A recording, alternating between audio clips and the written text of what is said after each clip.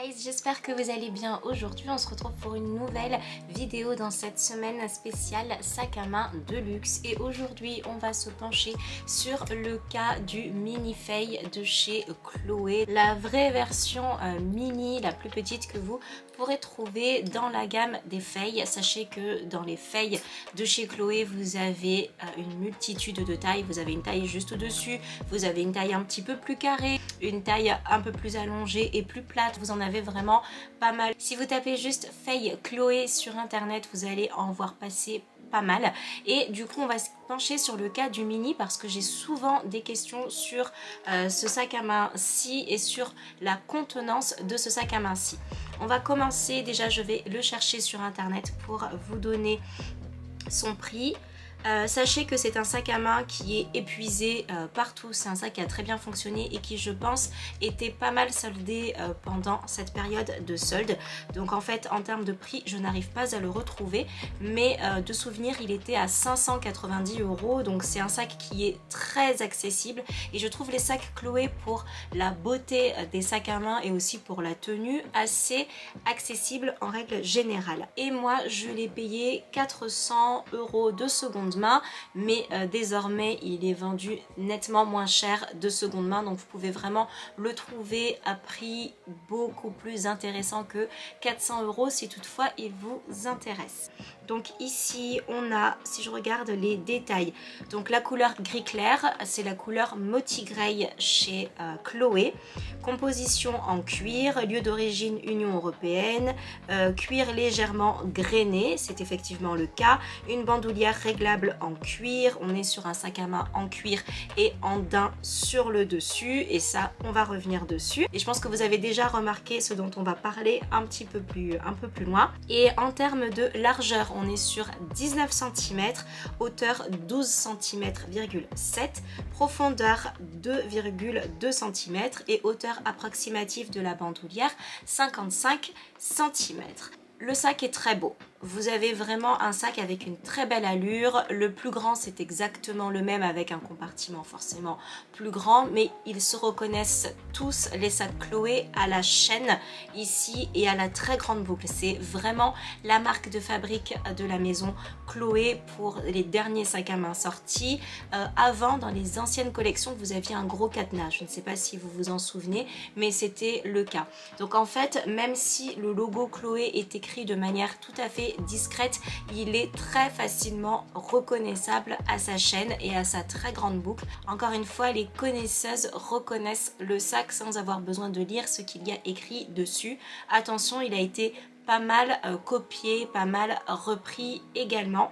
Donc si vous le cherchez de seconde main, vérifiez que ce soit bien un Chloé et pas une inspiration Chloé. Je n'ai pas trouvé une personne qui m'ait dit qu'il n'aimait pas le design de ce sac. Il est assez passe-partout. Encore une fois, vous le savez, j'aime bien les sacs qui sont assez minimalistes dans la forme, dans les couleurs et dans le style. C'est le cas de ce sac à main qui est vraiment pur en fait dans son design, je trouve. Le logo, vous l'avez écrit juste ici. Vous avez la chaîne ici qui est en métal. C'est la raison pour laquelle assez souvent elle finit par déteindre. Elle est dorée de base, ici elle commence à devenir un petit peu argentée. Vous avez ici le petit crochet qui est vraiment très joli pour la tenue de la chaîne, vraiment très très joli. Une belle bandoulière en cuir resserrable avec un petit anneau ici pour éviter que lorsque vous resserriez ou quand vous détachiez l'anse de votre sac, elle soit toujours très bien maintenue. On est vraiment dans le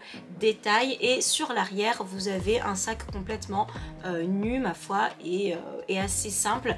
On est sur un design qui est très très simple et très chic à la fois. Dans les moins, alors vous avez l'anneau forcément qui déteint puisqu'on est sur un sac qui est en métal, et vous avez cette partie ici en daim qui est extrêmement salissante. Si vous faites partie des personnes qui, comme moi, portez du fond de teint, faites très attention. Pour peu que vous ayez touché un petit peu votre visage et que vous ouvriez votre sac juste après, et bien comme moi, vous aurez la trace ici de votre fond de teint. Sachez qu'il existe des produits pour le nettoyer, bien évidemment, mais voilà, c'est quelque chose qu'il faut savoir. Et en général, ce sont des sacs qu'on a tendance à acheter en teinte marron, forcément la teinte Tobago ou la teinte noire. Moi je l'ai pris en gris parce que je trouve que c'est vraiment une couleur qui est magnifique, mais sachez que c'est une couleur qui est très salissante et sachez aussi que c'est une couleur qui va facilement transférer. Comme vous pouvez le constater ici, on est sur quelque chose d'un peu plus foncé, tout simplement parce que même si vous portez un haut clair, pour peu que comme moi vous soyez fan de jeans et que vous portiez quasiment que des jeans ou des pantalons foncés, il suffit en fait que la partie en daim frotte sur le jean pour venir transférer. C'est la raison pour laquelle, encore une fois, il est très souvent choisi de couleur noire, voire bleu marine ou comme je vous ai dit, couleur Tobago, cette couleur un petit peu cognac. C'est vraiment en fait la partie la plus compliquée des sacs Chloé en règle générale, mais vous verrez dans une prochaine vidéo que ça ne m'a pas empêché de récidiver encore une fois, mais ça ce sera l'objet d'une prochaine vidéo. On va passer à l'intérieur et comment il est à l'intérieur. Donc vous avez toujours votre chaîne ici, vous avez un bouton pression qui est quand même assez, je pense que vous l'avez constaté, difficile à ouvrir.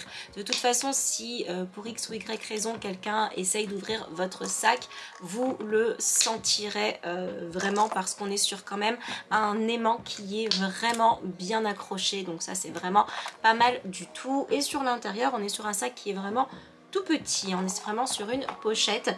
Vous avez juste un grand entre guillemets, un grand compartiment et vous avez un endroit pour ranger ici vos cartes, vos différentes cartes, 1, 2 et 3 rangements uniquement. Donc c'est pas le sac à main pour faire des folies, c'est le sac à main que vous allez prendre en fait pour vraiment aller vous promener, aller chercher le pain, ou si vous partez en vacances et que vous avez besoin de ranger vos papiers juste importants et que vous ne voulez pas vous encombrer d'autres choses, car on ne va pas pouvoir y ranger pas mal de choses à l'intérieur. On va du coup passer au rangement comme avec les vidéos précédentes.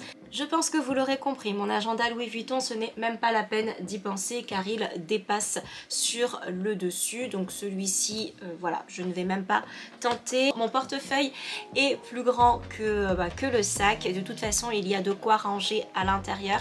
Si vous avez des petits porte-cartes, comme ceci par exemple, moi c'est mon petit porte-carte Chloé, ça rentrera à l'intérieur. Mais voilà, si vous comparez à un porte-carte, vous remplissez assez rapidement votre sac à main. Donc même le porte-carte, on va quand même éviter. Alors ma pochette, je l'ai juste changée, hein, mais c'est exactement la même contenance. On va oublier, on va quand même tenter le gel hydroalcoolique, d'autant plus que je l'ai changé. J'ai le gel de chez SVR en ce moment. Comme vous pourrez constater, en fait, il commence déjà à déformer le sac. Il vous faut vraiment un petit gel hydroalcoolique. Et si j'essaye de le mettre en hauteur, il ne passe pas. Et on est pourtant sur un gel hydroalcoolique qui n'est pas si grand que ça. Mon téléphone, qui lui va rentrer assez facilement quand même. Mais si comme moi, vous avez un iPhone 11... c'est vraiment en termes de longueur, c'est vraiment le maximum. Le 11, c'est vraiment le max. Donc, si je range mon téléphone, je n'ai plus de place pour mon grand gel hydroalcoolique. En fait, regardez. Une fois que j'ai rangé mon téléphone, je vais mettre mes clés parce que c'est vraiment très important. On est sur des clés, on est sur un téléphone et le gel hydroalcoolique ira dans ma poche car si je tente de le rentrer, ben je ne peux tout simplement plus fermer le sac à main. Donc le gel, je le retire. Je vais quand même mettre, histoire de faire la démonstration jusqu'au bout, ma carte bleue. Alors si vous regardez bien, moi j'ai autour de ma carte bleue cette petite pochette pour protéger la carte bleue. Quand vous avez des cartes bleues sans contact, il vous faut absolument une protection autour de votre carte bleue pour éviter, vous savez, les fraudes. Il y a des personnes qui se promènent avec des petites machines et qui vous prélèvent de l'argent en se collant contre les sacs à main des gens.